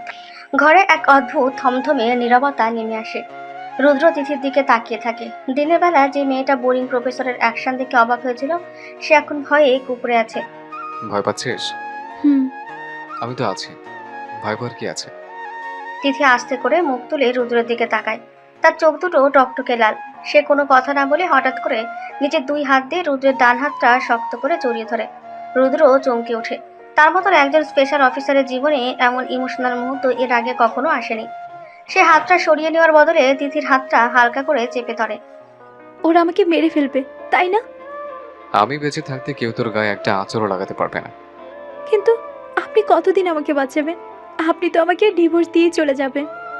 সেটা আমি পরে ভাববো, আগে তোকে জাল থেকে বের করতে হবে। তিথি রুদ্রের হাতটা নিজের কপালের সাথে ঠেকিয়ে চোখ বন্ধ করে একটা দীর্ঘশ্বাস ফেলে। সিনেমার মতন একটা অত্যন্ত স্নিগ্ধ নীরব পরিবেশ তৈরি হয় ঘরটার ভেতর। আপনি জানেন, যেদিন প্রাসাদে গুলি চলছিল আমি কিন্তু তখনও ভয় পাইনি। ভয় পাসনি কেন? কারণ আমি জানতাম ওগুলো আমার জন্য আসেনি। কিন্তু আজ সকালে তো তুই বুঝতে পেরেছিস যে টার্গেট তুই নিয়েছে। হ্যাঁ, আর আমি এটাও জানি ওগুলো কে করাচ্ছে। কি করাচ্ছে মির্জা? না, মির্জার এত সাহস নেই। তাহলে কে? তিথি রুদ্রের হাত ছেড়ে সোজা হয়ে বসে। তার চোখের দৃষ্টি এখন একদম স্থির আর তীক্ষ্ণ। আমার বাবা। কথাটা শুনে রুদ্রের কপালে ভাঁজ পড়ে যায়। সে ভ্রুকুচকে তিথির দিকে তাকায়। মন্ত্রী আসান হাবিব, উনি তোকে কেন মারতে চাইবেন? কারণ উনি আমার আসল বাবা নন, উনি একজন খুনি। খুনি? তুই সব কি বলছিস তিথি? সেদিনও আধা কথা বলে আর বলিস না। আমি সব বলছি এখন। আমি যখন 5 বছরের ছিলাম তখন উনি আমার আসল বাবা মাকে খুন করেছিলেন। রুদ্র যেন শ্বাস আটকে আসে। সে অবিশ্বাস নিয়ে মেয়েটার দিকে তাকিয়ে থাকে। তুই সব আগে জানতে? তাহলে এতদিন ওই বাড়িতে থাকলে কিভাবে? কারণ আমার আর কোনো উপায় ছিল না। উনি আমাকে দত্তক নিয়েছিলেন শুধু আমার নামে থাকা 1000 কোটি টাকার ট্রাস্ট ফান্ডটার জন্য। কিন্তু তুই তো বললি 18 বছর বয়স হলে টাকাটা তুই পাবি। উনি তোকে এখন মারলে টাকা কিভাবে পাবেন? কারণ আমি যদি 18 বছর পূর্ণ হওয়ার আগে কোনো দুর্ঘটনায় মারা যাই তাহলে ওই ট্রাস্টের সব টাকা লিগেলি গার্জিয়ান হিসেবে বাবার অ্যাকাউন্টে ট্রান্সফার হয়ে যাবে। মাই গড, তার মানে সেই রাতের হিটম্যানগুলো তোর বাবাই পাঠিয়েছিল? হ্যাঁ, আর উনি ভেবেছিলেন আমি মারা যাওয়ার পর উনি মিডিয়ার সামনে গিয়ে কান্নাকাটি করে মানুষের সিম্প্যাথি কুড়াবেন। রুদ্র স্তব্ধ হয়ে বসে থাকে। তার কাছে এখন পুরো ছকটা পরিষ্কার হয়ে যাচ্ছে। আহসান হাবিব কতটা ধূর্ত এবং ঠান্ডা মাথার খুনি সেটা বুঝতে রুদ্রর আর বাকি নেই। কিন্তু তুই সে রাতে পালাচ্ছিলে কেন? তুই তো মারা যাসনি। কারণ সেই রাতে আমার এঙ্গেজমেন্ট ছিল। এমপির ছেলের সাথে আমার বিয়ে হলে বাবা হয়তো আমাকে আরও মারার সুযোগ পেতেন না, তাই তিনি বিয়ের আগে আমাকে শেষ করতে চেয়েছিলেন। আর আমি মাঝখানে ঢুকে পড়ে তোর বাবার পুরো প্ল্যানটাই ভেস্তে দিয়েছে। হ্যাঁ, আর সেই জন্যই বাবা বাধ্য হয়ে মিডিয়ার সামনে আপনাকে আমার স্বামী হিসেবে মেনে নিয়েছেন। কারণ তিনি জানেন আপনি এখন আমার সাথে থাকলে আমাকে সহজে মারা যাবে না। রুদ্র একটা দীর্ঘশ্বাস ছেড়ে নিজের মুখটা 2 হাত দিয়ে ঘষে নেয়। তার সামনে এখন একটা বিশাল আন্ডারওয়ার্ল্ড পলিটিক্সের অন্ধকার দিক উন্মোচিত হয়েছে। তুই এত বছর ধরে সত্যিটা যেন একটা পিচ্চি মেয়ের মতো অভিনয় করে গেছিস। আমার তো আর কোনো রাস্তা ছিল না, আমাকে বাঁচতে হতো। তোর অনেক সাহস তিথি। আমার কোনো সাহস নেই, আমি শুধু একটা জিনিস চাই। কি চাস তুই? আমি ওই লোকটার ধ্বংস দেখতে চাই। আমার বাবা মায়ের খুনির বিচার চাই। রুদ্র গভীরভাবে তিথির চোখের দিকে তাকায়। যে মেয়েটাকে সে আজ সকাল পর্যন্ত একটা বোকা বাচ্চা মেয়ে ভাবত, সে আসলে ভেতরে ভেতরে একটা আগ্নেয়গিরি বুকে নিয়ে ঘুরছে। তুই একা এটা পারবি না তিথি। আমি জানি, কিন্তু এখন তো আমি একা নই, আপনি আছেন না। আমি একজন ইন্টেলিজেন্স অফিসার, আমি আইনের বাইরে গিয়ে কিছু করতে পারবো না। আমি আপনাকে আইনের বাইরে যেতে বলছি না, আপনি শুধু আমাকে বাবার ওই গোপন সিন্ধুক পর্যন্ত পৌঁছে দিন। সিন্ধুক? ওই সিন্ধুকে কি আছে? ওই সিন্ধুকে শুধু আপনার ওই মাইক্রোচিপটাই নেই, সেখানে বাবার সব কালো টাকার হিসেব আর আমার বাবা মায়ের খুনের প্রমাণও আছে। রুদ্র বুঝতে পারে তাদের দুজনের লক্ষ্য এখন এক বিন্দুতে এসে মিলেছে। সে তিথির কাঁধে একটা ভরসার হাত রাখে। ঠিক আছে, আমি তোকে সাহায্য করব, কিন্তু এর জন্য তোকে আমার সব কথা শুনতে হবে। আমি শুনবো, কিন্তু আপনি আমাকে মাঝপথে ছেড়ে যাবেন না তো? না, আমি কথা দিচ্ছি, কখনো ছেড়ে যাব না। তিথি হালকা এসে রুদ্রর দিকে তাকায়। ভয় আর অন্ধকারের মাঝে এই প্রথমবার মেয়েটার মুখে একটা ভরসার হাসি ফুটে ওঠে। এই রাতটায় যেন তাদের দুজনের সম্পর্ক আর গল্পের মোড় পুরোপুরি ঘুরিয়ে দেয়। কলেজের সেই শ্বাসরুদ্ধকর ঘটনার পর আরও 4টি দিন কেটে গেছে। এই 4 দিনে রুদ্র আর তিথি খুব সন্তর্পণে তাদের পরবর্তী পদক্ষেপের ছক কষেছে। আজ সন্ধ্যা 7টা ঢাকার রেডিসন ব্লু হোটেলে বিশাল ব্যাংকোয়েট হলে মন্ত্রী আহসান হাবিবের একটি পলিটিক্যাল গালা পার্টির আয়োজন করা হয়েছে। মিরপুরের ফ্ল্যাটে তিথি রেডি হচ্ছে আর রুদ্র ড্রয়িং রুমে দাঁড়িয়ে ঘড়ি দেখছে। তোর কি রেডি হতে সারা রাত লাগবে? আমি তো প্রায় রেডি, শাড়ির কুচিটা ঠিক করে নিচ্ছি। আজ কিন্তু কোনো ভুল করা যাবে না। তোর বাবার ওই পার্টিতেই তোর সব গোপন ডেটা সার্ভারে থাকবে। আমি জানি আমার কাজ শুধু বাবাকে কথার জালে আটকে রাখা। ঠিক তখন তিথি বেডরুম থেকে বেরিয়ে আসে। পরনে একটি কালো রঙের ছিমছাম শাড়ি, চুলগুলো খোলা। রুদ্র কয়েক সেকেন্ডের জন্য মুগ্ধ দৃষ্টিতে তাকিয়ে থাকে, কারণ এই পিচ্ছি মেয়েটাকে আজ সত্যি খুব পরিণত আর সুন্দর লাগছে। তোকে কিন্তু আজ একদম অন্যরকম লাগছে। খারাপ লাগছে? না, তবে তুই যে ভেতরে ভেতরে এত বড় একটা প্ল্যান নিয়ে ঘুরছিস, সেটা কেউ তোর মুখ দেখে বুঝবে না। সেটাই তো আমার প্লাস পয়েন্ট অফিসার সাহেব, কেউ আমাকে সন্দেহ করবে না। কিন্তু তুই কি শিওর যে আজ রাতে এই সার্ভারে তোর বাবা মায়ের খুনের প্রমাণ থাকবে? হ্যাঁ, কারণ কাল আমার 18 বছর পূর্ণ হবে। আজ রাতে মির্জা আঙ্কেল আর বাবা ট্রাস্ট ফান্ডের সব পেপারস রেডি করবে। ঠিক আছে, আমি সার্ভার রুমে ঢুকে ডেটা হ্যাক করব। তুই শুধু নজর রাখবি কেউ যেন সেদিকে না যায়। তারা দুজনে বাড়ি থেকে বেরিয়ে গাড়িতে ওঠে। রাতের জ্যাম পেরিয়ে ঠিক 8টায় তাদের গাড়ি রেডিসন হোটেলের পার্টিতে এসে পৌঁছায়। হোটেলের ব্যাংকোয়েট হল তখন ভিআইপি অতিথি আর পলিটিশিয়ানদের ভিড়ে জমজমাট। মন্ত্রী আহসান হাবিব এবং তার ডান হাত মির্জা এক কোণায় দাঁড়িয়ে কথা বলছিলেন। তিথি আর রুদ্রকে একসাথে ঢুকতে দেখে মন্ত্রীর মুখটা কালো হয়ে যায়। আসসালামু আলাইকুম বাবা, কেমন আছো তুমি? ওয়ালাইকুম আসসালাম। তুই এখানে কি করছিস তিথি? তোকে না আমি বাড়িতে থাকতে বলেছিলাম। বাড়িতে তো আমার একা একা ভালো লাগে না বাবা, আর রুদ্র বলল আমাকে এখানে নিয়ে আসবে। তিথি অত্যন্ত নিখুঁতভাবে একটা বোকা আর আদুরে মেয়ের অভিনয় শুরু করে দেয়। রুদ্র মন্ত্রীর দিকে তাকিয়ে হালকা মাথা নাড়ে। আসসালামু আলাইকুম মন্ত্রী সাহেব। ও খুব জেদ করছিল, তাই নিয়ে এলাম। তাই সাবধানে রেখো ওকে। আমার কিন্তু কালকের হেডলাইনে কোনো আজে বাজে খবর চাই না। আপনি নিশ্চিন্ত থাকুন।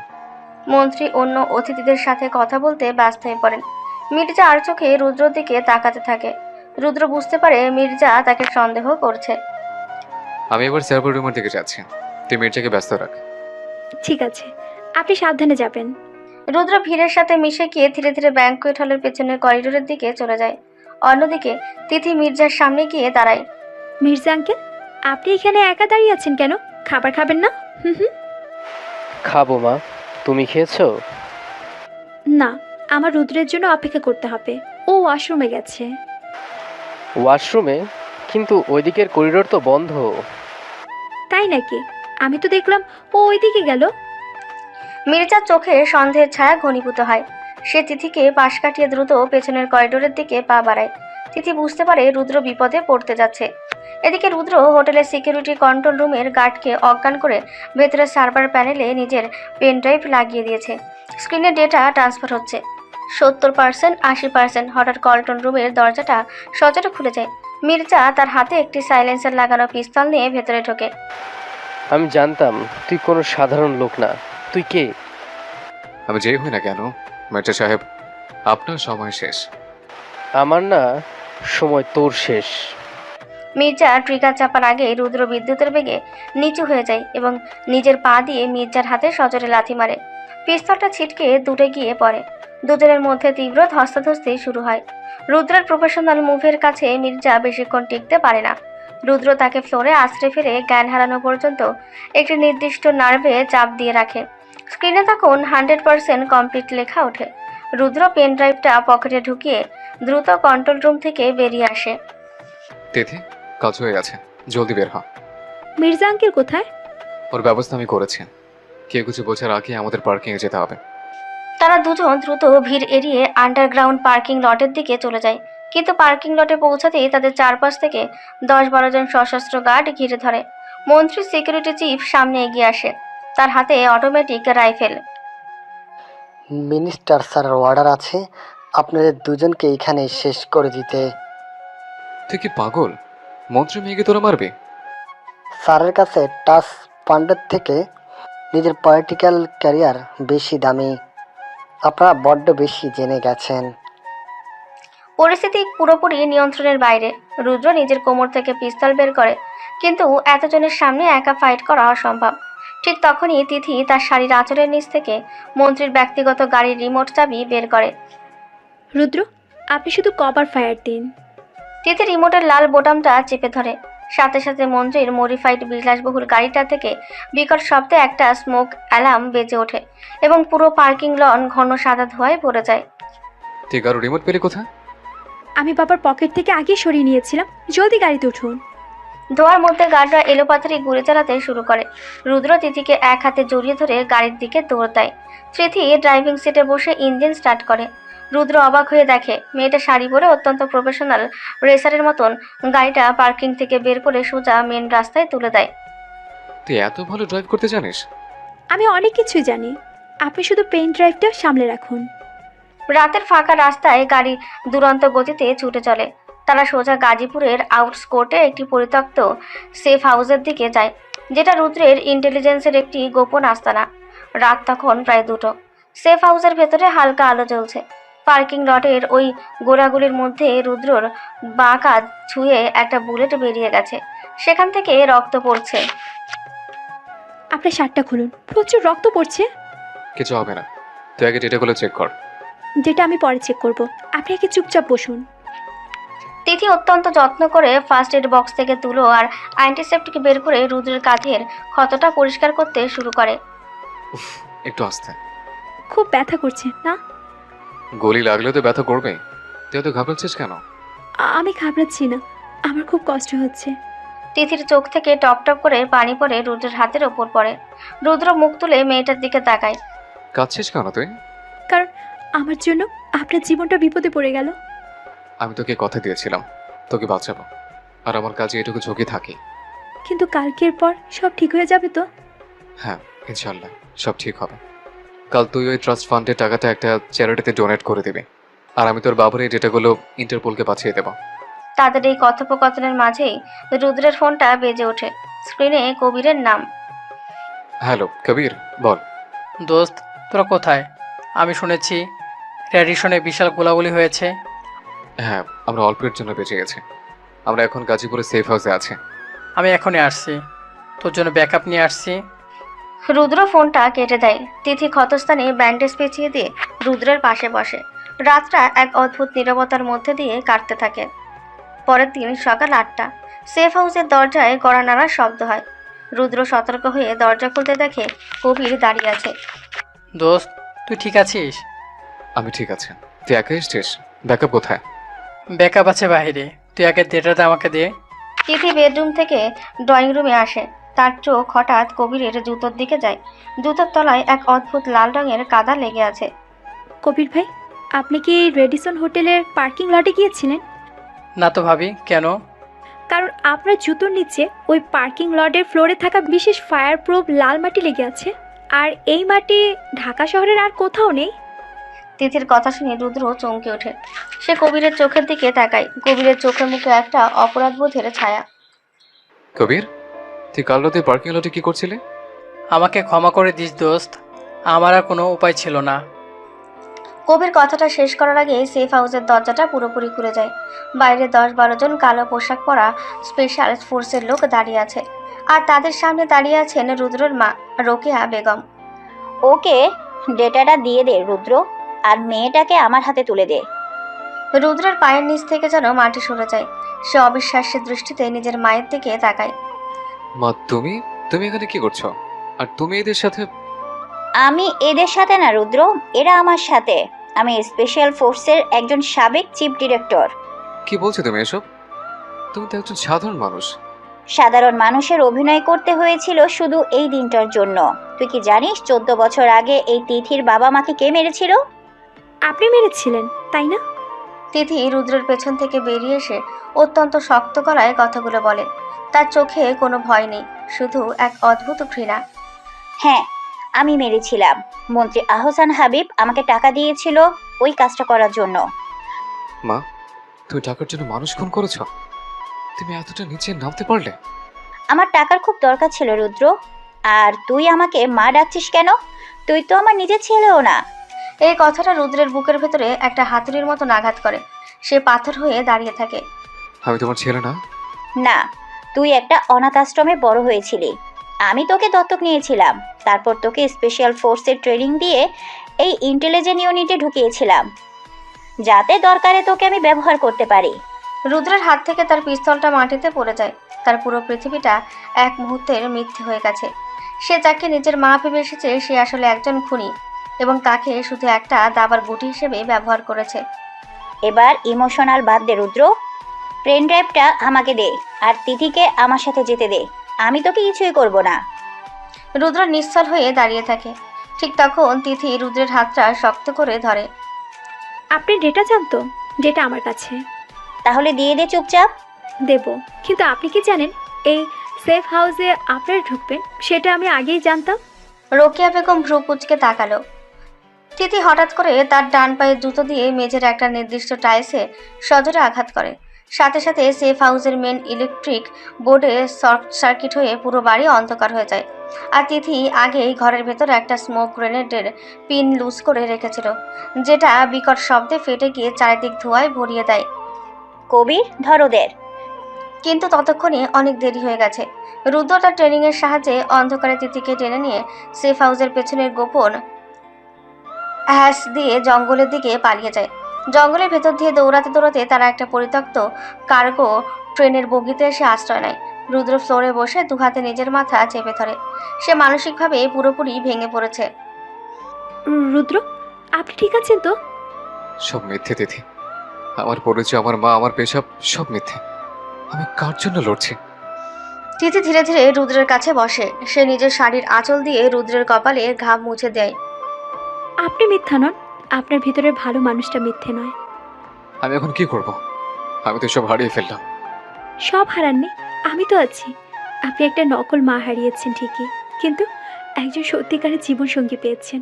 এবার লড়াইটা আমরা একসাথে করব। এই চরম বিপদের মাঝে রুদ্র তিথির চোখের দিকে তাকিয়ে একটা অদ্ভুত শান্তি খুঁজে পায়। সে মেয়েটার কপালে একটা হালকা চুমুক খায়। তোরা জন্মদিন না? হ্যাঁ, আজ আমার 18 বছর পূর্ণ হলো। তোরা আজকে এই খেলার শেষ চালটা আমি খেলবো। বেশি বেচাবো না, একদম সোজা ফিনিশ করব। দুপুর 12টা বেজে গেছে। শীতলক্ষা নদীর মাঝখানে মন্ত্রী এহসান হাবিবের একটি বিলাসবহুল প্রাইভেট ইয়ট ভাসছে। ইয়টের কনফারেন্স রুমে মন্ত্রী আহসান হাবিব, রোকেয়া বেগম এবং কবির বসে আছে। তাদের সামনে হাত পা বাঁধা অবস্থায় বসে আছে তিথি। কিছুক্ষণ আগে রুদ্র আর তিথি ইচ্ছা করেই ধরা দিয়েছে। রুদ্রকে অন্য একটি রুমে আটকে রাখা হয়েছে। শুভ জন্মদিন মা জননী। অবশেষে তুমি 18 বছরে পা দিলে। বাবা, আমাকে ছেড়ে দাও প্লিজ, আমি কাউকে কিছু বলবো না। তিথি আবারও তার সেই পিচ্চি আর ভীতু মেয়ের অভিনয় ফিরে গেছে। নাটক করিস না মেয়ে, চুপচাপ ওই ল্যাপটপের স্ক্রিনের দিকে তাকিয়ে রেটিনা স্ক্যান কর। হ্যাঁ তিথি, জাস্ট একটা চোখের স্ক্যান আর ট্রাস্ট ফান্ডের সব টাকা আমার অ্যাকাউন্টে চলে আসবে। তারপর তুই মুক্ত। সত্যি তো? আমাকে মারবে না তো? আরে না না, তুই তো আমার মেয়ে, জলদি স্ক্যান কর। তিথি কাঁপতে কাঁপতে ল্যাপটপের স্ক্রিনের সামনে নিজের চোখ রাখে। একটা সবুজ লেজার তার চোখ স্ক্যান করে। সবাই শ্বাস বন্ধ করে স্ক্রিনের দিকে তাকিয়ে থাকে। স্ক্রিনে প্রসেসিং লেখা ওঠে, কিন্তু কয়েক সেকেন্ড পর হঠাৎ স্ক্রিনটা সবুজ হওয়ার বদলে টকটকে লাল হয়ে যায়। স্ক্রিনে বড় বড় করে লেখা ওঠে protocol 0, RAB and Interpol alert activated. কি হলো এটা? টাকা কোথায়? টাকা তো আমি সকালে ট্রেনে বসে একটা এতিমখানার অ্যাকাউন্টে ট্রান্সফার করে দিয়েছি বাবা। তিথির গলা থেকে ভয়ে লেশমাত্র নেই। সে বাঁকা হেসে মন্ত্রীর দিকে তাকায়। হারামজাদি, তুই আমাদের সাথে গেম খেললি? রোকেয়া বেগম পিস্তল বের করতে যাবে, ঠিক তখনই ইয়টের ছাদের কাঁচ প্রচণ্ড শব্দে ভেঙে যায়। রুদ্র একটা দড়ি ধরে সোজা কনফারেন্স রুমের ভেতরে লাফ দিয়ে পড়ে। তার হাতে একটা অটোমেটিক রাইফেল। সে চোখের পলকে কবিরের পায়ে গুলি করে তাকে মেঝেতে ফেলে দেয়। কেউ নড়বে না, গেম ওভার। রুদ্র, তুই ভাবছিস এই খেলনা বন্দুক দিয়ে আমাকে ভয় দেখাবে? বাইরে তাকিয়ে দেখুন মন্ত্রী সাহেব। মন্ত্রী আর রোকেয়া জানালার বাইরে তাকিয়ে দেখে চারিদিক থেকে র্যাবের স্পেশাল ফোর্সের স্পিডবোট ইয়টটাকে ঘিরে ফেলেছে। আকাশের ওপর একটা পুলিশ হেলিকপ্টার চক্কর দিচ্ছে। তুই তোর নিজের মায়ের সাথে বেইমানি করলি রুদ্র? তুমি তো সকালে নিজে বললে আমি তোমার ছেলে না, আর আমি বেইমানি করিনি। আমি শুধু আমার দেশের আর আমার স্ত্রীর প্রতি ডিউটি পালন করেছি। তিথি নিজের হাতের বাঁধন আগেই খুলে ফেলেছিল। সে রুদ্রর পাশে গিয়ে দাঁড়ায়। রুদ্র ওই পেন ড্রাইভের ডেটা আগেই ডেভ হেডকোয়ার্টারে পাঠিয়ে দিয়েছিল। আমরা ইচ্ছে করেই ধরা দিয়েছিলাম যাতে আপনারা সবাই এক জায়গায় জড়ো হন। কয়েক মিনিটের মধ্যেই র্যাবের অফিসাররা ভেতরে প্রবেশ করে। মন্ত্রী এহসান, হাবিব, রোকেয়া বেগম এবং কবিরকে অ্যারেস্ট করে নিয়ে যায়। রোকেয়া যাওয়ার সময় শেষবারের মতন রুদ্রের দিকে তাকায়, কিন্তু রুদ্র তার দিক থেকে মুখ ফিরিয়ে নিয়ে তিথির হাত শক্ত করে ধরে। এই ঘটনার পর 4 মাস কেটে গেছে। শীতের স্নিগ্ধ বিকেল, সিলেটের একটি চা বাগানের মাঝখানে থাকা সুন্দর একটা রিসর্টের ব্যালকনি। রুদ্র এখন ইন্টেলিজেন্সের ডিরেক্টর প্রমোশন পেয়েছে। সে ব্যালকনিতে দাঁড়িয়ে কফি খাচ্ছে। এমন সময় তিথি দৌড়ে আসে, পরনে একটা বিশাল বড় ওভারসাইজ হুডি, হাতে এক গ্লাস চকলেট মিল্কশেক। রুদ্র, আমার বিড়াল ছানাটাকে দেখেছেন? তোর বিড়ালকে আমি পকেটে নিয়ে ঘুরি? আপনি নিশ্চয়ই ওকে বকা দিয়েছেন। ও বেচারি ভয় পেয়ে পালিয়েছে। আমি বকা দিইনি, ওর নিচে থেকে আমার ল্যাপটপের চার্জার চিবিয়ে খাচ্ছিল। রুদ্র কৃত্রিম রাগ দেখিয়ে বলে। তিথি গাল ফুলিয়ে ব্যালকনির রেলিংয়ে হেলান দিয়ে দাঁড়ায়। দূর, আপনি বড্ড আনরোমান্টিক। 4 মাস হয়ে গেল বিয়ে হয়েছে, এখনো শুধুই ধমক দেন। আমি ধমক দিই? তুই যে সারা দেশে আন্ডারওয়ার্ল্ডকে নিজের বুদ্ধিতে মাটিতে নামিয়ে আনলি, সেটার কি? সেটা তো আমি বাধ্য হয়ে করেছিলাম, কিন্তু এখন তো আমি শুধুই আপনার পিচ্ছি বউ। রুদ্র কফির মগটা টেবিলে নামিয়ে রেখে একটা দীর্ঘশ্বাস ফেলে, তারপর আলতো করে তিথিকে নিজের কাছে টেনে নেয়। তুই পিচ্ছি আছিস, তবে আমার জীবনের সবচেয়ে দামি পিচ্ছি। তিথি মিষ্টি করে হেসে রুদ্রের বুকে মাথা রাখে। পরন্ত বিকেলের সোনালি আলোয় তাদের দুজনের ছায়া এক হয়ে যায়। চারপাশের সব রহস্য, ভয় আর অন্ধকার দূর হয়ে তাদের জীবনে এক অদ্ভুত স্নিগ্ধ সকালের সূচনা হয়।